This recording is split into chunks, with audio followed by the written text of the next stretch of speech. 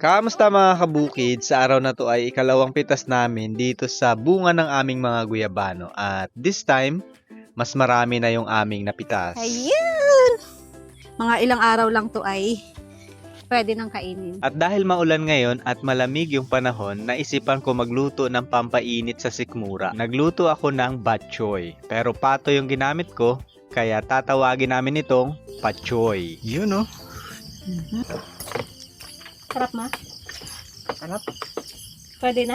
Pwede na.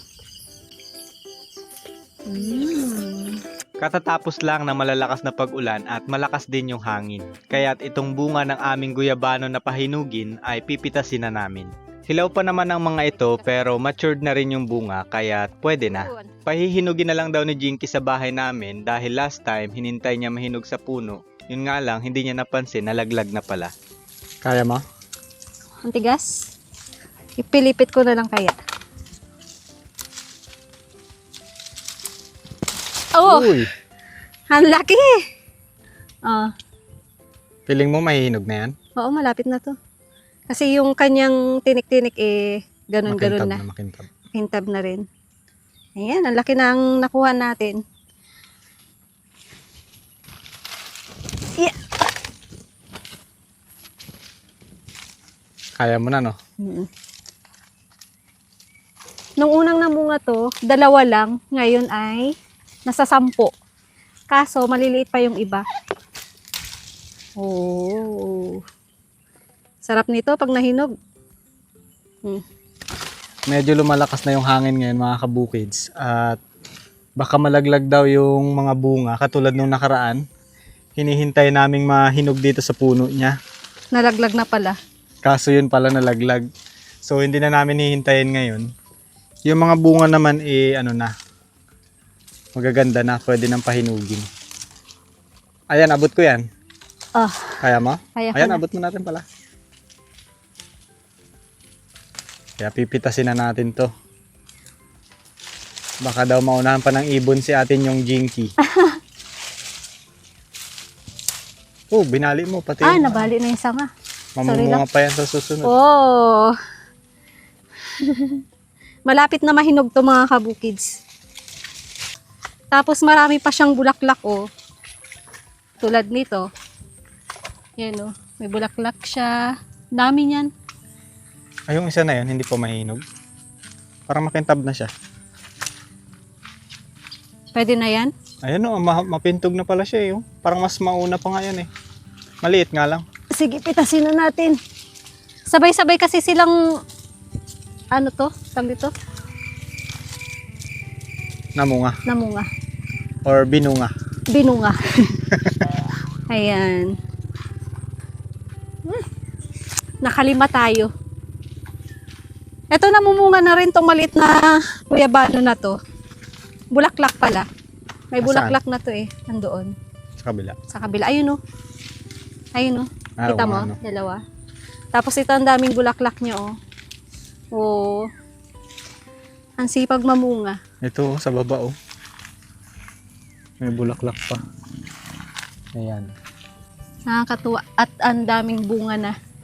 Madali na siyang matanggal. Ibig sabihin malapit na itong mahinog. Ayun! Nakalimang guyabano tayo. Mga ilang araw lang to ay pwede nang kainin.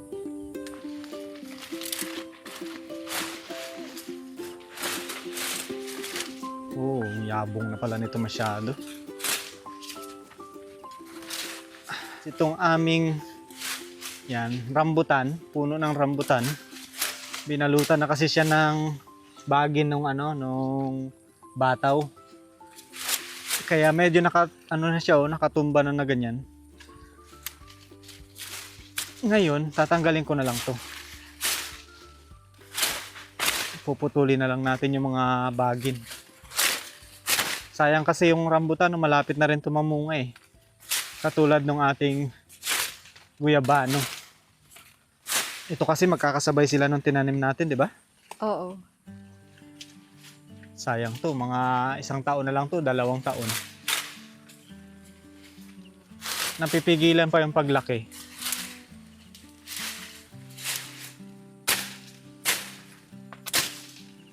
Oh, meron pa nakatago. Oh. May papaya pala dyan. Meron siyang bunga na maliit. Tingnan mo, ang cute. Babae pa naman. Sayang. Di bali, dyan lang siya. Makakaano rin yan. Malay mo naman. Hindi natin napansin. Magtuloy-tuloy yung kanyang paglaki. Nagkamali kami dito kasi yung balag pala ng bataw naidikit ko dito sa puno. Tapos natumba siya. Ito, natumba yung balag na to. Ano siya, humiga papunta dyan sa puno ng rambutan kaya nagtuloy-tuloy nang umakyat doon sa puno. Ito. Dapat ito may balik.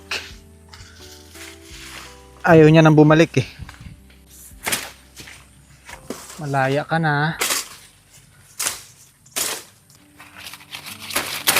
Ayan, malaya na yung rambutan mula sa kanyang mananakop. Welcome. Thank you.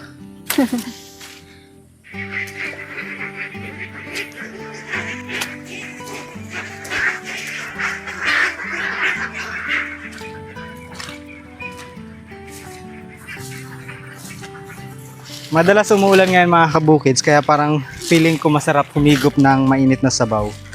Kaya nanghuli ako ng alaga kong itik. Yan po ay kal na siya. Yung mga inahin kong tumigil na sa pag-itlog. At ngayong araw ay magluluto kami ng bok choy pero pato. So pinangalanan na pak choy. So magluluto tayo ng pak choy. Pato na bok choy. Yan, kasama natin ngayon si Bilog. Wala siyang pasok. Hawakan mo. Hawakan mo ha, baka makawala. Kaunting update din pala mga kabukids dito sa ating mga alaga. Ayan na sila sa kanilang playground. Nagsisiksikan sila doon sa kanto. Ayan oh. So yan po yung mga nauuna.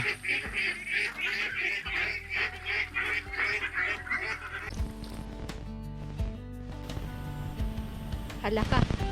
Halaka, Laki. Nakita yung laki ng mata niya.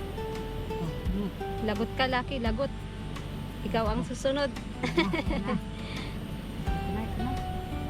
Tulog na ito. Nakabila lang siya eh.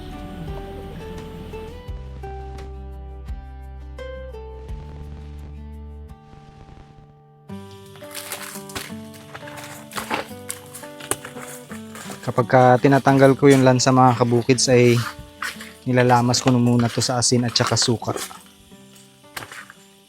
Kasi alam naman natin yung mga itik at pato mas malansa po yan eh. Ang gagawin ko dito, pakukuluan ko na muna to sa tanglad at luya at tatapon ko muna yung una niyang pinagpakuluan. Dagdag tanggal din yung lansa nun. Tapos pangalawa, isasalang ko ulit at yun ay pampalambot naman.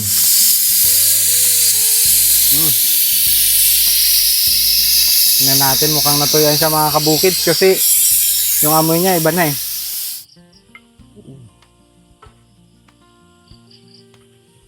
Hinimay-himay na namin. Actually hiniwalay ko yung taba at balat niya kasi yan yung masarap dyan eh.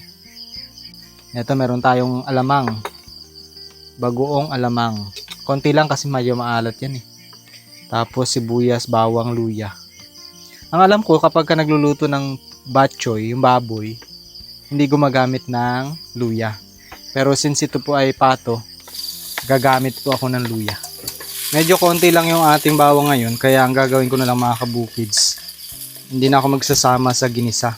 Ito ay tutustahin ko lang ng kaunti para mamaya itatoppings. Mas masarap kasi yung nasa topping siya. Tosta ba yan o sunog?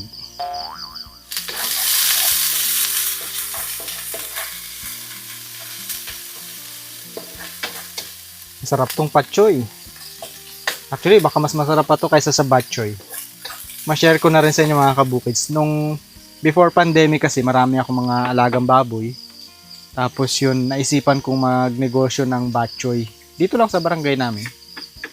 Medyo maganda-ganda na rin sana yung takbo ng negosyo ko. Yun nga lang, dumating yung pandemic. Nagsara yung batchoyan, nagsara yung baboy, nalugi ako sa baboy. Kaya yun, nahinto ko. Ngayon, ito nagsusubok ako magluto ng patchoy. Baka mas masarap ito eh. Itong meron ako ngayon eh. Wala akong baboy. Hindi ko na masyadong dinamihan yung alamang kasi hindi ko alam yung alat niyan eh. Baka sobrang alat. Maglasang ano na yung patchoy natin. Binagoongan kaysa sa batchoy. Hindi na natin ito lulutuin na matagal kasi ano na po yan eh. Na pressure cooker na namin. So luto na siya, malambot na. Konting luto na lang.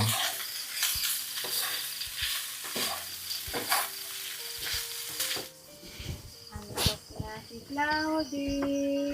Naghihintay din daw eh. Ilan order mo, Cloud? Ilang mangkok? Yung kay Bilog daw, kay Cloud na lang, sa kanya na lang daw. Ayoko.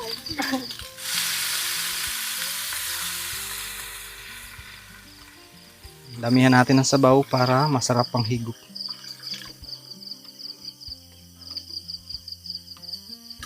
Yan na muna. Baka masobrahan na yung mga kalangoy na tayo.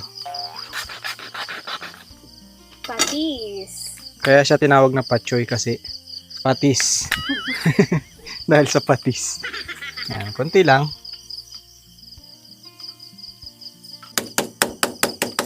Yan.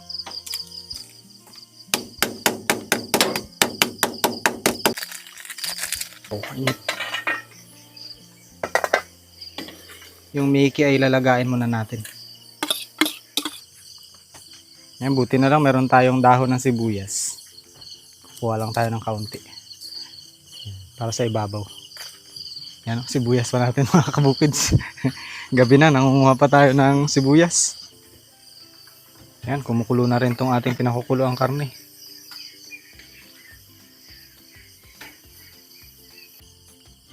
Wala pang sabaw yan. Wala pa yan. Kala Total, mo yan na. hindi pa yan, kalma ka lang. Kala niya. Kalma ka lang. Ano to yan? Nilalagyan pa nga natin para magkaroon ng konting ano eh. Yan, lagyan natin ng sibuyas. Sibuyas. Sa'yo, gusto mo rin? Sibuyas. Yan, Sa akin, lagyan ko. Marami. design. Design. Garnish. May design. Bawang gusto mo? Bawang? Bawang. Mama, bawang? Sige. Bawang. Yan daw ang design eh.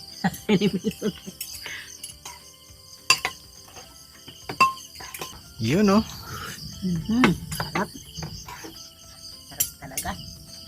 Tapos ito mayroong Ayan, may chicharon. chicharon. Ito. Chicharon na manok. Fish cracker. Mm. Walang chicharon eh. Talagang kompleto ah. Punong-puno. Puro chicharon niya yan, Kabilog ah. Sarap ma? Sarap. Pwede na? Pwede na. Pang patchoy yan. Wow.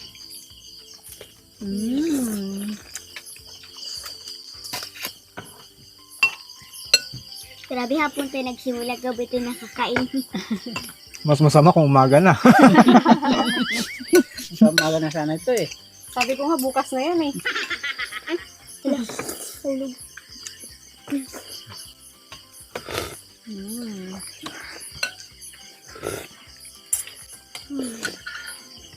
Sarap, sarap. Ayun na, pwede na. In fairness, bagay din siya.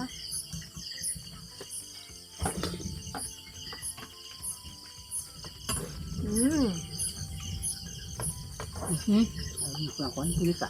Swerte mo ma. Mag-wish ka daw. Sana. Magdami pa ang aming followers. Sana makasimula na tayo nito ma.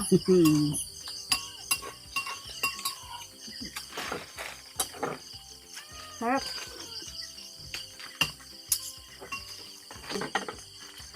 Gusto ko palang i-shoutout mga kabukid si Ma'am Beth Gonzales tsaka si Sir Lauro Gonzales ng La Union. Hello Ayun. po! Thank you po sa suporta. Kain po tayo ng patchouli. Shoutout mo pala si Ma'am Maria. Na-shoutout mo ba? Shoutout po, Ma'am Maria. Ayun, oh. At sa lahat ng aming solid supporters. Thank you po.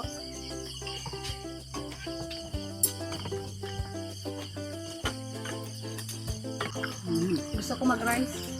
Ako rin. Rice na to, oh. Mickey. Thank you guys for watching. Bukids! Sabor! Sarap ng pachoy. Ako nakadalawang ano na, sandok.